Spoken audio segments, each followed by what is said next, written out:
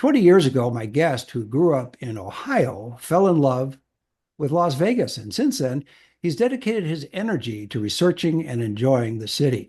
He created the 360 Vegas podcast, a weekly production, which also includes approximately 30 hours of vintage Vegas episodes on the history of Las Vegas.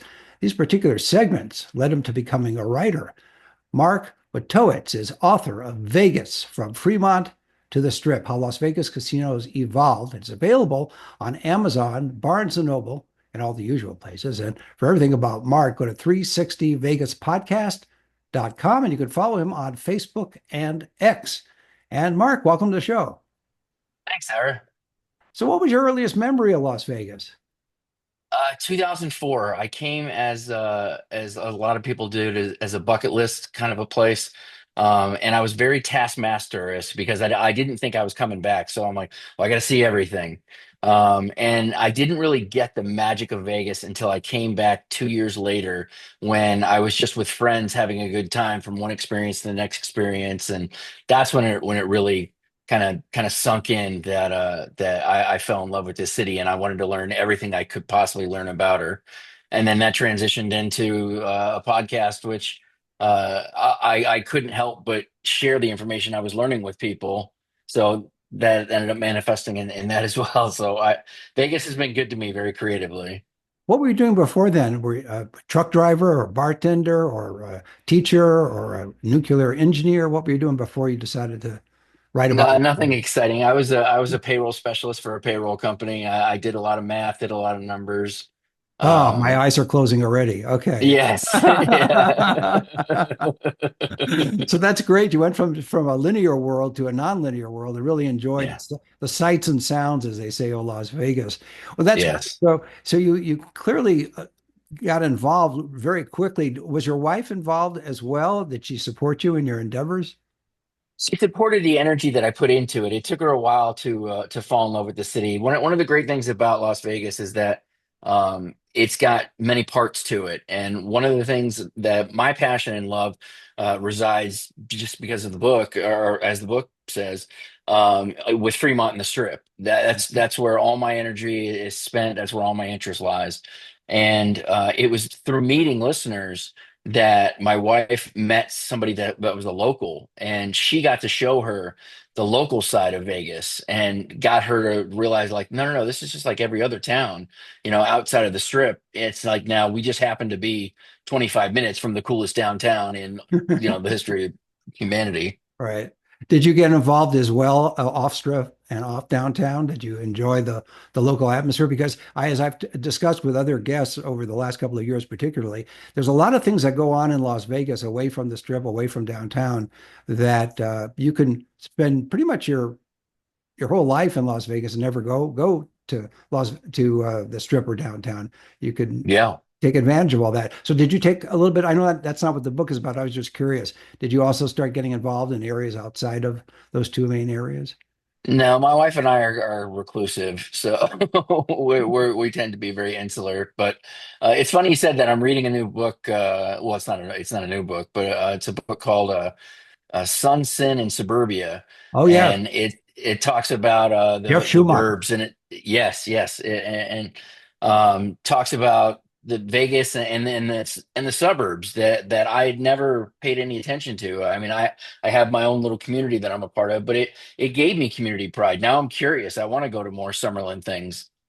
Yeah, it makes sense. And for those who are listening and watching from out of the Las Vegas area, there's a lot of things going on. Summerlin, Green Valley, Lake Mead, Mount Charleston, et cetera, Red Rock Canyon. There's a lot of stuff that goes on as well. But you wrote your book about clearly downtown and the Strip, and I want to talk to you about that. But why did you decide to write the book? I mentioned in my opening a little bit about you had all these episodes within your podcast, and now you decided to put it into book form. What was it? What made you decide to do that?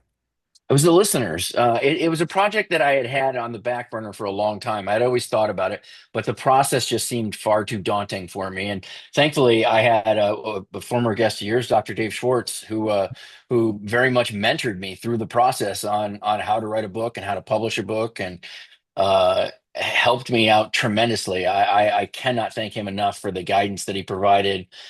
He made me feel like a peer, and I couldn't have asked for anything more. Yeah, he's a great guy and a prolific author. It's amazing how many books he's Yes. written about gambling and Las Vegas, both, not Mhm. necessarily one to the exclusion of the other as well. So you start writing the book, and Dave helped you with it. Did you ever get frustrated along the way putting it together that there was a little bit too much, that you bit off too much of what you thought you might be able to do? No, because I tell people I wrote this, it took me 13 years to write and research this book. I just slowly put it together chapter by chapter. And then at some point, it finally clicked to me that I'm like, wait a minute, if I put these in the right order, there's a linear storyline to this. I'll already give you a spoiler alert. There's a book two coming out because the first book was so big that we were like, wait a minute. We've got a narrative that we're following here. Let's follow the narrative, and everything that doesn't help that, let's get that out of the way. Now, not that those stories aren't amazing and don't need told, but we've already got a hefty book here at 500 pages. Yeah, that's a lot. It always struck me as ironic that people such as yourself who are involved in the digital world with podcasts, et cetera, are going back to one of the old formats, in other words, books, and that they're still around and they're still popular. And so no matter what new technology takes over down the line, books seem to always be there. Yeah, yeah, and it's funny you say that. When I first got into the project, again because I was overwhelmed by what it would take to take care of this, I was concerned about being able to offer a hardback because I was like, well, I'm gonna have to change my whole front cover and uh, just things that I was intimidated by, and I had help from a listener of mine, as a dear friend now, that helped me out to be able to offer that up. And that's one of our most popular sellers is like you're saying, Ira, people want to touch that book. Like I don't know what it is. There's something about it. They want to handle that book, that physical copy.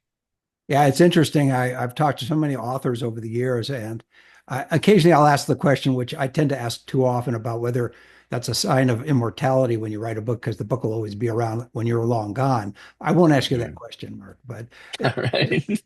but but it's still fascinating that they people just whether it's hardcover or paperback, it's just something about a book that makes it easier to consume, I guess would be the way to describe it. And if you want to go Yeah. back to it, you don't have to worry about turning on the computer, turning on your phone, turning on your iPad.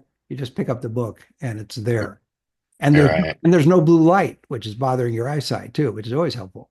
So you, you, you talked a little bit about the and for listeners and viewers, if you hear something in my voice, it's pollen time. As everybody that listens and watches me knows, every year at this time my voice goes because of pollen, but there's not much I can do, so I just work through it.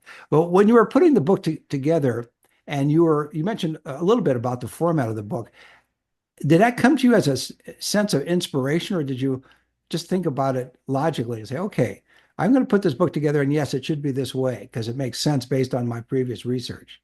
That yes, that's very much it. The latter is my brain has always worked on how did all these pieces fit together, So everything I tell is in a very linear storyline. Like this happened at this time, this happened at this time. I mean, fortunately, Vegas gives me a lot of colorful characters to paper that up with. But yeah. And again, it's called Vegas from Fremont to the Strip: How Las Vegas Casinos Evolved. It's a fairly long title, but I think people can get it digested, as we mentioned enough times. When you looked at the casino, particularly in Las Vegas, there were casinos in Las Vegas particularly. Was there one that struck you as being more historic than others? Not because necessarily it was the first casino in Las Vegas, not necessarily because of, let's say, mob activities in certain periods of time in Las Vegas. It could be some other reason, but was there one that struck you as standing out among all the other casinos? Caesar's Palace, because Caesar's Palace was around while the Sands was around and while the Dunes was around, and these were competitors. And now Caesars has not only done, Flamingo's done it as well, but Caesars has managed to do it on a high end that they introduced themselves heavily themed. They've evolved over time. They've grown to still be one of the major players in the high end market in Las Vegas. I just thought that was fascinating that so many of their contemporaries fell to the wayside while they found a way to evolve and grow. Yeah, and they prosper too. And it's interesting from the point of view that there was a period of time, as you would know, researching the book, there was a period of time in Las Vegas where they were getting away from quote unquote themed casinos. And Hmm. yet one of the most themed casinos is Caesar's Palace. So it outlasted the non-themed casino period and Right. and prospered. And despite corporate ownership and despite in some degrees a different marketing strategy than from decades before. I agree. It's a little crowded for me, but it's still a unique property considering all that history there. Yeah. Oh, it's a nightmare to navigate through. I still get lost in it all the time. Yeah. The one thing that drives me crazy though is it's this wonderful property. Then if you come in the back way and self park, you got to go through elevators that have been or built in who knows when, never Right. never been improved since. So there's maybe room for you, me, and one other person, maybe your wife, and that's it. Right. Wait for the next elevator. But okay, that happens. Were you also, when you were researching the book and writing it, were you looking at events as an indicator of how special a casino was? Like a special event, did that take any sense from you that this is why this casino is unique because of certain special events? Oh, well, definitely. The Sands always comes to mind when you ask a question like that because the very much the Rat Pack or the Summit, it very much earmarks a time in Vegas that is looked upon with rose-colored glasses. I mean, it's a beautiful time in Las Vegas. I mean, it's growing and everybody's cool and everybody's dressed up and staying out till 4 a.m. in the morning. I mean, like tuxedos. I mean, it's just a completely different world, and that's very much encapsulated by the Sands. The Sands, that's one of the things that I wish I would have been able to have seen her in her heyday because you have to imagine that she, when in her younger years, projected a much different uh, affect than she did towards the end. When you were looking at casinos and you were writing about them, were there, and it's similar to my previous question, but a little broader, were you looking for certain elements on each casino to differentiate them from each other? Such as I mentioned, you No, want to go special events, but there's entertainment, there's food, there's gaming, etc. I'll let the story tell itself because it was really more me trying to understand how did we get to now? That was the question that loomed when I came up with the book idea. I'm like, the answer, the question is, how did we get to now? And so each of them has their own story to tell, and I just followed the dots. Were you able to interview anybody from not necessarily the beginning of time in Las Vegas, but people from 20, 30 years ago that are still around? Were you able to get some of their stories that help you fill out the story of a particular casino? No, unfortunately not. I'm more of the guy hiding, looking at newspaper clippings at 3 a.m. in the morning. That's more my style. Let's talk about your process. I normally I don't like the word process, but I am intrigued whenever somebody writes a book on how they organize their research. You clearly had some of it within the podcast part of your career, but at the same time, you were, as you say, you were looking at clippings at 2 in the morning. So there's a certain amount of research that goes in above what you did. Did you then, how did you then put it all together to write about a particular casino or the trend of casinos as things evolved? In other words, how did you then proceed from all that research? It's the story kind of told itself in that Fremont developed itself first, and then the strip then came later. So it was really just I understood that there are two different worlds that I needed to report on, and that's why I had to focus on both of them because I felt doing just one of them was a disservice, or just doing certain properties on each one. I wanted to really cover exactly what my own curiosity was. Like, how did this happen? How did we get to now? I look at these pictures and all these properties were here. How did these get, where did those go and how did these get here? Well, did you end up excluding any casinos from your story? Anything that didn't fit the narrative, and what I mean by that is we're talking about Fremont and the Strip. So anything like the Moulin Rouge didn't make it, the Landmark didn't make it. There's a couple of companies like Boyd Gaming is a phenomenal company that'll end up being in book two. That's got a story to tell, but it just didn't fit the narrative of how did we get from the Fremont Street experience we've got now. How did that start? And how did the Strip go from being, dusty Highway 91 to the Strip? And when you talk about the casinos evolving. Do you bring it up to today's world, or do you leave Yes. it? Okay, so you don't leave it in the 80s, 90s, or No, the. no, no. It's as updated as we can be. And that's one of the great things that I got to learn is that with self-publishing, I have the ability to make a change if needs be. So I can have various versions of my book that this doesn't go out of date like so many books do, especially in Vegas. Right, no, exactly. What did you, after you wrote the book, did you share it with maybe Karen, or did you share it with one of your listeners, or did you share it with even Dave Schwartz to have them read it through and see if there's something you were missing or needed to add something in that you hadn't thought about before? I did. I actually reached out to a couple people. I reached out to two listeners. One is an English teacher, and the other one is married to an English teacher. And but for some reason, I didn't. I didn't. I felt weird about asking Karen to read the book. Like I didn't want to put that pressure on her because that's Fair one of enough. the interesting things about being an author that I've realized is that And it's being married, exciting when people buy it. With that. and being married. Yes. um, but it's one thing when people buy the book, but I want them to read it. I want them to enjoy it the way that I enjoyed writing it. So you almost have this weird feeling that you're like, "On, so you can read it? Can you read it and tell me what you think about it?" Yeah, I So know. I didn't want to put that undue pressure on her. Right, especially again because you're married as well as being. Right. Yeah. So when you were researching it, were there personalities that came to the fore that you hadn't been aware of before, and are they incorporated in the book? So, for example, Jay Sarno, we talked about Caesar's Palace earlier. He's a Mhm. he's a big personality, larger than life. Were there those kinds of people who you came across that you didn't know before you did your research? Absolutely. Bill Bennett's one of them that is a humongous name that most people don't know who he is because that's the way he wanted it, or at least for a time, that's the way that he wanted it. But yeah, Bill Bennett was one that, I mean, we wouldn't have all of, I mean, basically from Excalibur down, if it weren't for Bill Bennett, we wouldn't have what is still currently a well-served low roller market. I mean, between Circus Circus and Excalibur, I mean, that we still have that market addressed on the strip for people. Right. Yeah. It surprises me too, especially the way the strip has gone. I'm always amazed that the Circus Circus has stayed on and seems to be successful. And Mhm. Excalibur down on Tropicana, Las Vegas Boulevard, that also is a property that it's themed, but it's not necessarily the way Caesar's Palace is themed. It's a different market, as you just mentioned, and that Mhm. also surprised me that they're still going as well. Not that I wish them to go away. It's not that. I'm just from an objective point of view, the way the strip has developed, especially in the last 5 to 10 years.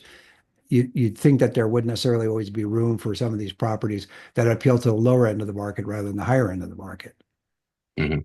When you So. researched the book, besides individuals such as Bennett, and I mentioned Jay Sarno, were there others that had made an impact on you as an author and that you wanted to write about because of their stamp on their property?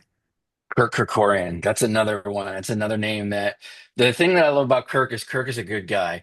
Like you hear about like if you tell Kirk's story um in a certain way, you can make him sound sinister because the things that he did is similar to what sinister people have done before. And what I mean by that is he took advantage of companies that were struggling and bought them and then improved them and righted the ship. And some people just buy companies and sell them, but that wasn't Kirk's MO. He went in to try and make it the best property that he could possibly make. I mean, the guy made the largest hotel casino in the world 3 times in a row. Yeah, I think the only thing that people tend to hold against Kirk, and he was a fascinating guy, was when he purchased 20th Century Fox and sold off the back lot, and then Yes, all of the props and all of the that's sets. correct. Yeah, that was the one thing that people were not happy about. But his imprint on Las Vegas is amazing in terms of what he accomplished, and he was very low key. Mhm. You wouldn't even know it was him walking into the casino, but there he was. Yeah, fascinating guy and very productive as well. When you look at some of these personalities, some go back even further in time. So, for example, you have, oh, I would say Jackie Gahn for You downtown. just took the words out of my mouth. Jackie Gone, Go Benny for it. Binion, J.K. Households, Mel Exper. Yeah, there's a lot of great names that that Fremont evolved because of that do get addressed in this book. Do you think they'd be surprised at where Fremont Street is these days if they were able to come back and look at it? No, I think they were visionaries. I think these guys kind of saw where things were going. I mean, and now obviously we can only see as far as the eye can reach, but it's for these guys like they saw where the ball was going. They saw um what this city could possibly be. Now, I don't know if they would think of the Fremont Street experience, but I'm sure they would think that it would be a thriving market still to this day. Mhm. Was there one particular of all those personalities we talked about? Was there one that you would pick as the main driver of a casino, the main force behind a casino? And you can mention whoever you want. We mentioned several, and you mentioned several just now. But is Mhm. there one particular one that struck you when you were writing the book? Downtown or in general? Either way, downtown or Steve, the strip. downtown, I would say it's Jackie Gone, Mhm. but in general, I would say it's Steve Wynn. I mean, what's regardless of what's happened recently, what that man did was amazing. I mean, it was visionary kind of stuff. I mean, he reinvented the game more than once. Um, he redefined the high end. Um, he invented an icon in the Fountains of Bellagio. I mean, right, the Fountains of Bellagio are as identifiable as the Welcome to Fabulous Las Vegas sign. I mean, it's what he did is it fascinates me from a guy that came from the outside and didn't know anything about Vegas, and I didn't know who Steve Wynn was. And once I got into the Vegas world, you understand Steve Wynn to be the biggest name in the game, and it's fascinating to me that he can be such a an icon in an industry, but the general population doesn't know who he is. Although I would challenge you a little bit on that because of the commercials that he did when he was running the Mirage, when he was running the Golden Nugget, and he would do commercials with Frank Sinatra. So there was that Right. period of time where the general public, did know who he was.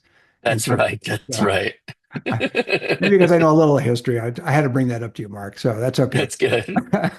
Were you disappointed in any of the properties that you wrote about?